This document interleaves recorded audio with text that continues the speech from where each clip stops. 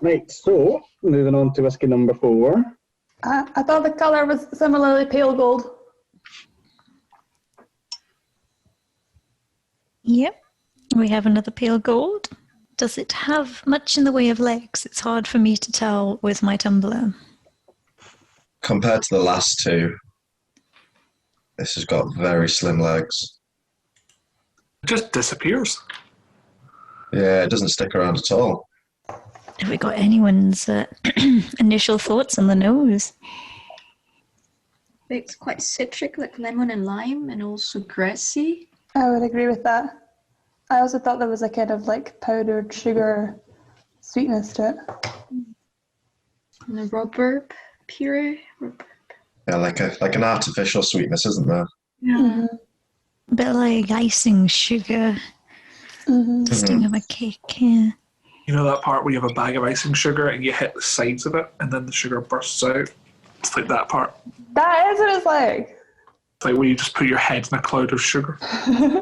Okay, let's taste it, guys. Yeah. It has changed with the taste. I'm starting to get those rubbery, leathery tastes almost. It's oily. I'm thinking of like a mechanical workshop, to be honest. I still have some of those artificial notes, but the strawberry is really stuck in my brain, and I think it tastes a bit like a sort of like a shop-bought Victoria sponge, like jam, but like strawberry jam and then the powdered sugar, but everything a little bit artificial. Yeah, I'm getting that the oil as well. But yeah, it does taste like a workshop-y. Yeah. It's interesting, very interesting. Off, that's fine. I keep thinking of gummy fruits, like, like those big strawberries that you kind of get in like a Haribo pack. Like it almost feels like it's an Irish whiskey, where it's like really sweet and light, essentially.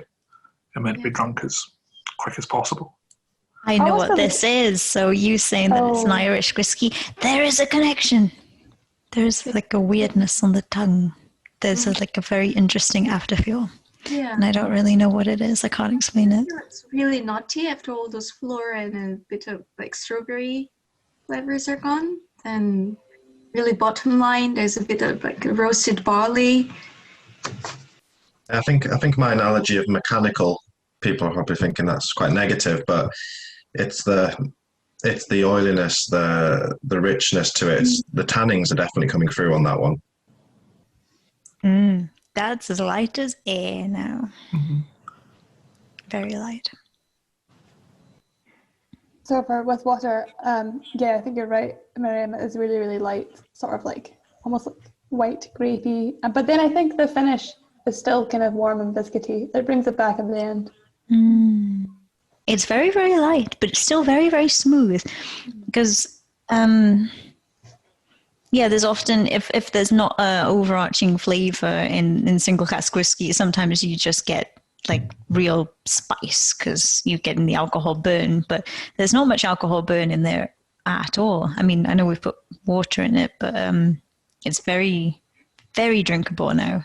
It's almost like it's a vodka tasting than a whiskey tasting. Kind of tastes like sugar cane juice. Have you tried sugar cane juice? No, that is nice.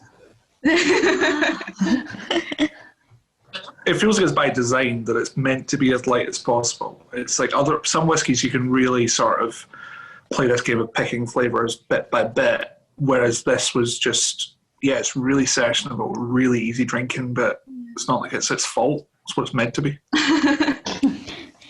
It's like Stern said, it's really very easy to drink and it's a nice finish for me. It's a bit of tropical fruitness at the end. And yeah, I quite like it. Probably as dessert whiskey dram.